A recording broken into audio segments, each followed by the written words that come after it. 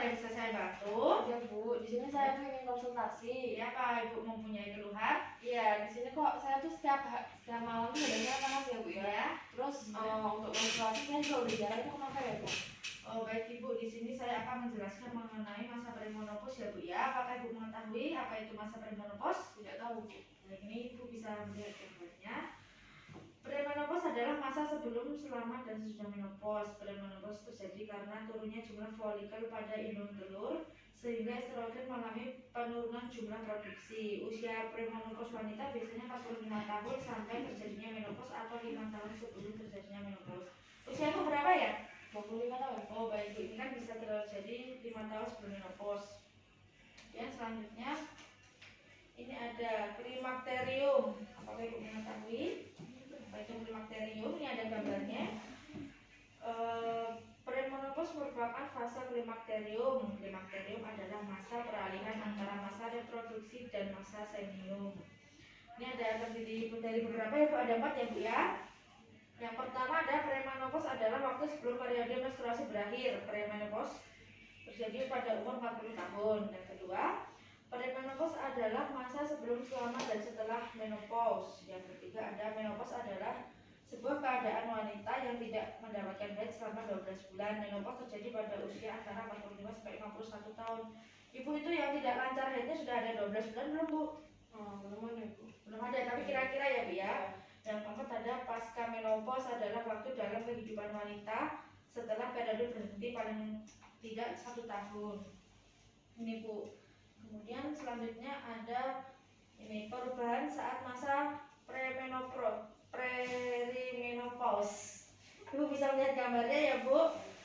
Memasuki masa perimenopause, aktivitas folikel dalam ovarium mulai berkurang ketika ovarium tidak menghasilkan ovum dan berhenti memproduksi estradiol. Kelenjar hipofise berusaha merangsang ovarium untuk menghasilkan estrogen sehingga terjadi peningkatan produksi FSH dan LH.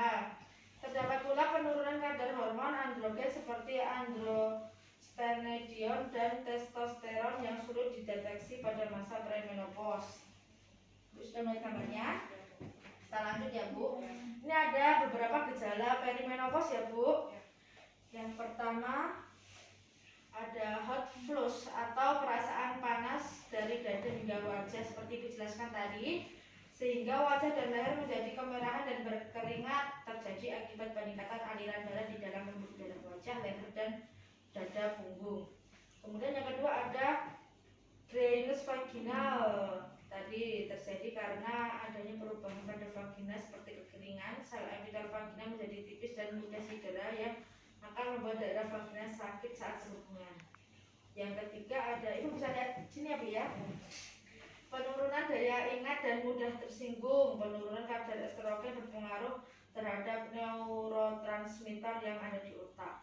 Yang keempat ada inkontinensia urin. Kadar estrogen yang rendah akan menyebabkan penipisan pada jaringan kandung kemih dan saluran kemih. Yang kelima ada perdarahan, yaitu keluarnya darah dari vagina. Perdarahan akan terlihat beberapa kali dalam rentan beberapa bulan dan akhirnya akan berhenti sama sekali.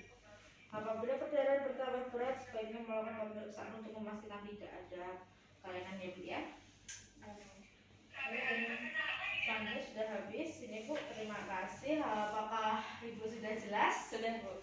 Baik, Berarti itu untuk gejala seperti saya sering demam pada malam itu tidak apa-apa ya Bu ya? tidak apa-apa. Ini merupakan gejala perimenopause. Begitu Bu, yang sudah saya sebutkan tadi. Baik, ada yang ingin ditanyakan lagi? Tidak ada Bu, cukup jelas. Baik, jika cukup jelas, terima kasih atas kerjasamanya Bu. Alhamdulillah. Ini saya akhirnya. Assalamualaikum warahmatullahi wabarakatuh. Waalaikumsalam.